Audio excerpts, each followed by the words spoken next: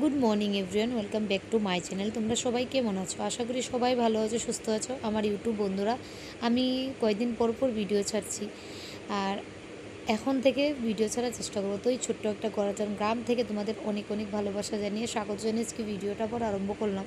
এই ভিডিওটা অনেক দিন আগেরকার ছিল, জানো, একদম সময় পাই না যে ভিডিও দিব, ভিডিও ক্লিপ করে রেখে দিই, কিন্তু আমি যে শেয়ার করতেই পারি না সময়ের অভাবে।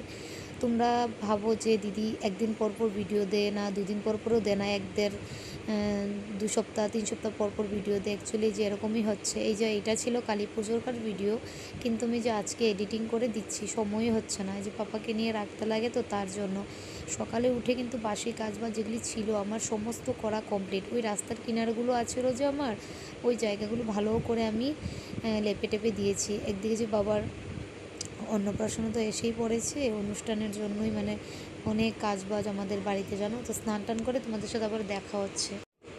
ভিডিও করতে খুব পছন্দ করি, কিন্তু সময়ের অভাবে পারি না। এদিক দিয়ে পুজো তো আমার হয়ে গেছে। পুজো ঘরে আসলে মনটা অনেকটাই আনন্দ লাগে। দেখো বাড়িঘরটা কত সাফ সুতরা পরিষ্কার লাগছে না? আমারও খুব ভালো লাগছে। তোমাদের কেমন লাগেছে জানিও কিন্তু আমাকে। এই যে ফ্রন্ট থেকে একটা ভিডিও করলাম। আজকে পরেছি শাড়ি, কেন? কালী পুজো তো তার জন্য। এখানে দেখো সমস্ত বার করেছি, সমস্ত আমি নিয়ে এখন পরিপাটি করে মানে এই যে বাইরে রোদ্রে দিয়ে দেবো। আর এদিকে যে আমি বেড কভারটা ধুয়ে দিয়েছিলাম কালকে রুমে, তো তার জন্য বেড কভারটাও আমি বিছিয়ে দিচ্ছি। আর বড় তো আসবে, তার জন্য ভাবলাম যে না, বেড কভারটা বিছিয়ে দিই। আর বেড কভার আছে আরও, তো এটি ভাবলাম যে না, এখন তো বাচ্চা যদি থাকে বাড়িতে, দেখবে যতই তুমি নতুন জিনিস বিছাও না কেন, তোমার যে অগাছালো থাকবে বাড়িতে। এগুলি ধুয়েছি আমি দেখো কবে, কিন্তু আর যে লাগাবো এটা সময় পাচ্ছি না। শাড়ি পরলে না খুব অসুবিধা হয় কাজ করতে।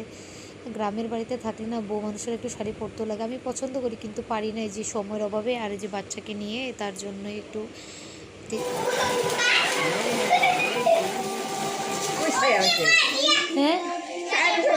হ্যাঁ আন্দাজ পায় না, হয় সরা দে।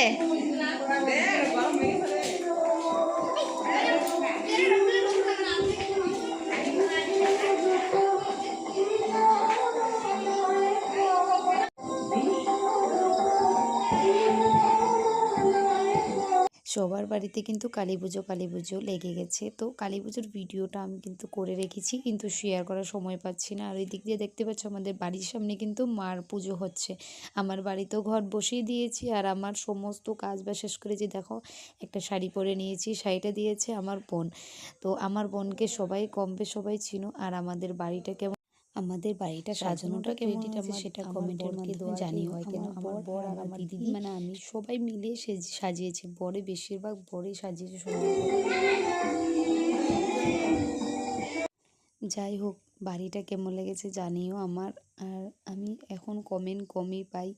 যারা যারা আগের আমার বন্ধুরা ছিল সবাই ভিডিও দেখতো। এদিকে দেখো আমার বর এসে একটু দেখাচ্ছে নমুনা, হাই বলে দিল। তোমরা একটু সবাই হাই বলে দিও কিন্তু। তো ওই পুরনো বন্ধুগুলোকে পাই না আমি, সত্যি কথা। কমেন্টগুলো খুব মিস করি। সবাই আমার ভিডিও খুব পছন্দ করতো দেখতে। আর এখন হয়েছে কি জানো, কয়েকদিন ধরে ভিডিও দেওয়ার তো সময় পাই না। আর এই যে আজকে কতদিন পর কালী পুজো চলেই গেছে, আর আজকে আমি ভিডিওগুলো তোমাদের মধ্যে তুলে দিচ্ছি মানে। আর দেখতে পাচ্ছ আমার ঠাকুর ঘরটা এত পরিমাণে ভালো লাগে না, তোমাদেরকে বলে আর বোঝাতে পারবো না। তোমাদের কেমন লাগে আমার ঠাকুর মন্দিরটা সেটা কমেন্টে জানিও। আর আমার বাড়ির লোকের মাকে কেমন লাগছে সেটাও জানিও কিন্তু। আর এদিক দিয়ে দেখতেই পাচ্ছ শাশুড়ি মা এখন এখান থেকে কী কী জিনিস বার করলো। এগুলি কিন্তু সমস্ত অনুষ্ঠানের জন্য টাল মেরে রেখেছে মায়। আর এই যে দেখো এখানে ঘাট বানাবে মা। এখন মার মাথার মধ্যে যে এত বুদ্ধি কোথায় থেকে যে আসে মানে কি আর বলবো তোমাদের মধ্যে। তো ঘাটটা বানিয়ে নিলে মানে অনেক টাকা বেঁচে যাবে আমাদের, মানে যে জলের, এখানে পুকুরের জলটা অনেক পরিষ্কার, তার জন্য। আর এই যে দেখতেই পাচ্ছ এখানে দেখো মা এই ঘরটা কিন্তু মা নিজে হাতে বানিয়েছে। কেমন হয়েছে একটু কমেন্টে জানিও তো তোমরা সবাই।